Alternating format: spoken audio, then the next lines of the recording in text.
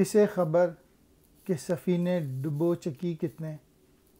فقی و صوفی و شاعر کی ناخوش اندیشی۔ اقبال کہہ رہے ہیں یہ جو فقی لوگ ہوتے ہیں یا صوفی یا شاعر، یہ بلیفز بناتے ہیں انسانوں کے، اور مسلمانوں کے، خاص طور پہ پاکستان، بنگلہ دیش اور اس طرف جتنے سارے جہاں مسلمان بستے ہیں، ان کے جو لیڈر حضرات ہیں یا یہ سارے آرٹس کے جو لوگ ہیں، انہوں نے کتنے لوگوں کو ڈبو دیا، کیونکہ انہوں نے بلیفز دیے تھے، انہوں نے ہی جو ہے یہ لیڈر تھے، اور چونکہ یہ غلط قسم کے لوگ تھے تو جس کی وجہ سے ان کے فالوورز بھی ڈوب گئے۔ اسی وجہ سے مسلمانوں کا حال برا ہے، کیونکہ ان کے لیڈر صحیح نہیں ہیں، ملا حضرات صحیح نہیں ہیں، شاعر حضرات صحیح نہیں ہیں،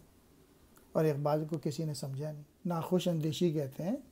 بری باتیں سوچنے کا انداز، نیگیٹو تھنکنگ،